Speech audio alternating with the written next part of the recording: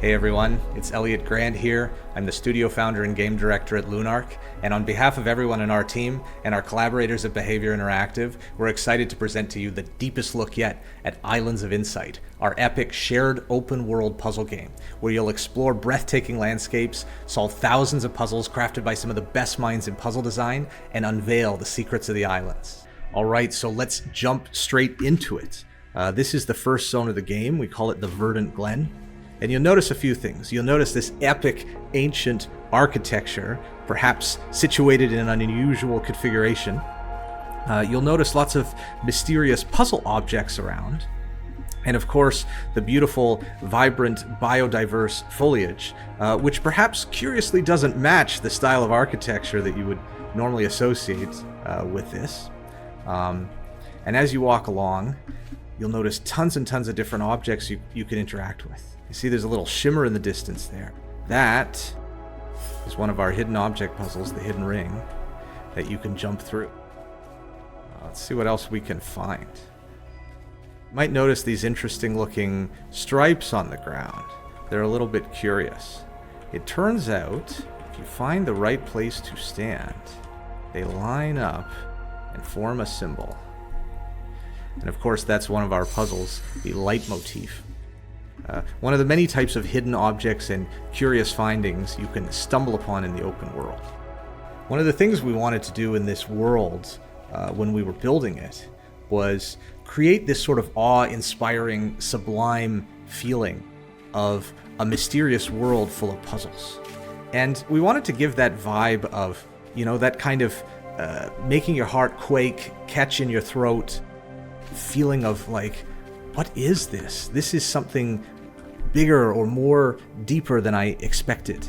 We use the sublime a lot in our environment design. We have a very vertical landscape, we have tall cliffs, we have epic structures. And of course you can experience it without any of the fear that you would normally have looking over a cliff, because you're in total safety. There's no fall damage. You can go wherever you want. You can run and jump and sprint and double jump around everything. There are a lot of puzzles in this world. They say with open world games, you should find something interesting every 10 or 15 seconds. In Islands of Insight, it really is more like every 2 seconds. There are puzzles everywhere.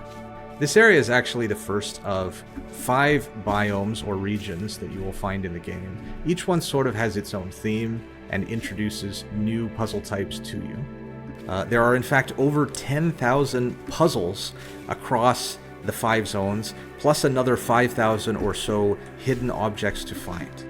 There is really a ton of stuff for you to discover. There are a total of 24 puzzle types across 6 different puzzle categories. This is one that we call the fractal match.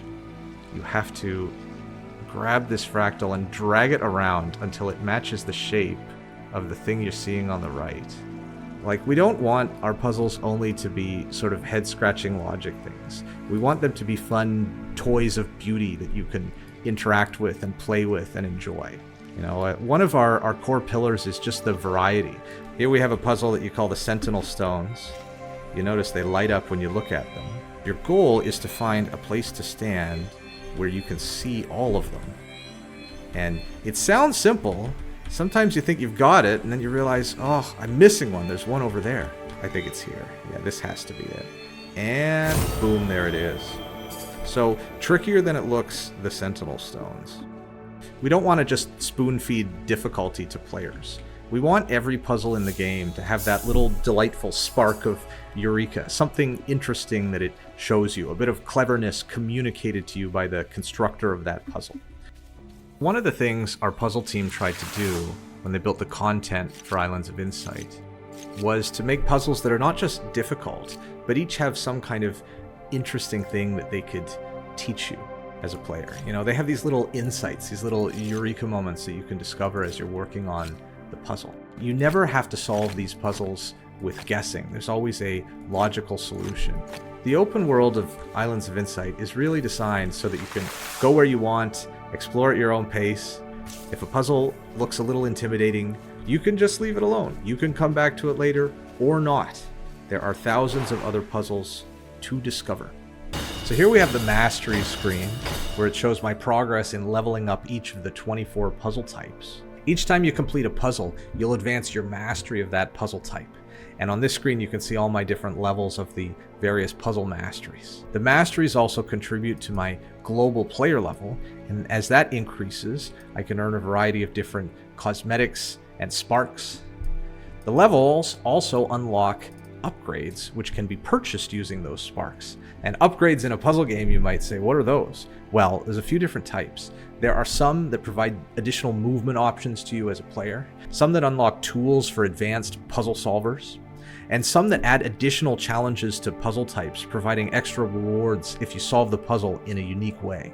This is a particularly interesting upgrade, the charged jump, and I'm going to grab this one now. You see it lets me hold space for a few seconds to jump really high.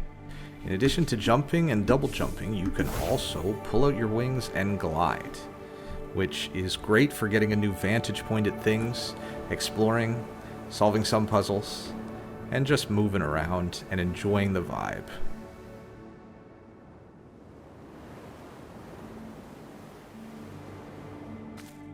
The puzzles in this open world, they refresh about once a day at different times for different puzzles, but at the same time for everybody, so that you and a streamer you're watching or a friend you're playing with can all experience the same world at the same time. And if you miss a puzzle because it despawned, don't worry, it will be back in due time.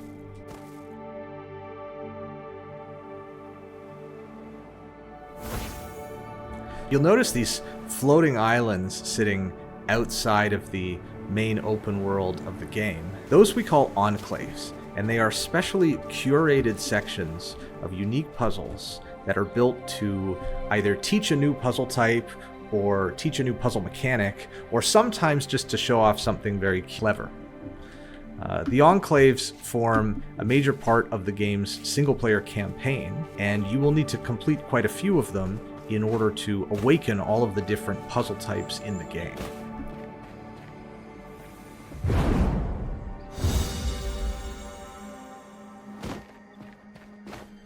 So here we are in the Empyrean Journey, which is the first enclave of the game. You'll see in the upper right hand corner that in addition to the main objectives, I also have several optional bonus objectives, and I can complete those, for example, by solving one more of these Armillary Rings puzzles to earn a Mirabilis, which is the form of progression in the campaign. The Mirabilis is sort of this fractal thread of energy that forms the universe that we live in, and by collecting these you will awaken additional zones, enter their enclaves, and maybe even gain access to some secret ultra difficult endgame enclaves. Now that I've collected that Mirabilis, I have enough for my next objective in the game, which is to head to the second zone, which we call Lucent Waters. The theme is of course Greco-Roman architecture, but it also uses a biome that is inspired by the Caño Cristalis area of Colombia in South America, with these beautiful, colorful seaweeds. And I'm going to head up to my next quest, which is to enter the Haven of Insight.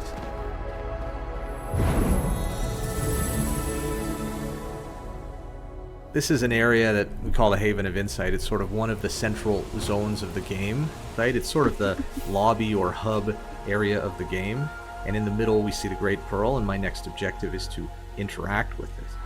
And when I do that, I will awaken the second zone of the game, which will add it to my map and populate the map with a number of different objectives and quests for me to do. If I zoom into the map, I can sort of see what all the different stuff is. Each of these pips is a Mirabilis that I can earn by completing an objective of one of those quests. Up top here, you'll see my progression in the zone, and if I expand it, you'll actually be able to see each Mirabilis that I could earn alongside my puzzle collection, which tracks the individual puzzles that I can collect in each of the zones. The Great Pearls also enable fast travel, so I can teleport to one of the Great Pearls if I want to move there. You'll see my next quest is located here, here, and here. These are the three main enclaves of the Lucent Waters area, and I need to go there next. And I can maybe pick this one that I want to go to and put a map marker there. If I leave the map, then I will see that map marker as a giant beacon of light, which will guide me to my next destination. Another thing you'll find next to the Great Pearl is this, the Effigy of the Ancient One. You interact with this, you'll find the luminous quests. which are sort of additional bonus experiences that you can accept, which will award sparks to you for completing them. And let's see what else we can find. That is a matchbox. I love those. We saw one earlier. There's the partner. Can I find a spot to see both of them? Not from there. It might be up here. And, oh, there we go. Boom. This puzzle here, this is what we call an unawakened puzzle. This is a puzzle that is using some kind of rule of the game that I haven't discovered yet. So I need to head to the Enclave that awakens this puzzle in order to be able to complete it. Ooh, there's a hidden archway.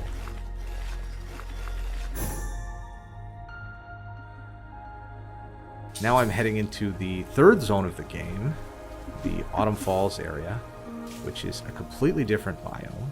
As you venture into the late game zones, you will notice more and more types of unawakened puzzles. Of course, the invitation is there for you to go and play the enclaves that will awaken them, so that you can solve them in the open world. The story of the land in this game is that it was created from the memories of another world, in this case our world. And so it allowed us to take inspiration from lots of different areas on the planet to create sort of new and unique zones that don't normally exist in video games. This area is inspired by the Canadian Niagara Escarpment, but also Chinese hanging temples. And we got this idea because we were working with people from those two parts of the world in building this zone. The story of the game allows us to be very creative in the types of architecture and landscape that we combine together when building the environments. As you're exploring the islands, you will find other players. This is my friend here. And this matchbox right here, I cannot find its partner. So I'm going to ping it, which is basically asking my friend here for help. And it looks like he might know where the partner is. And in fact, he has pinged the other box. But where do I stand to see both of them? I think I need to probably go up here.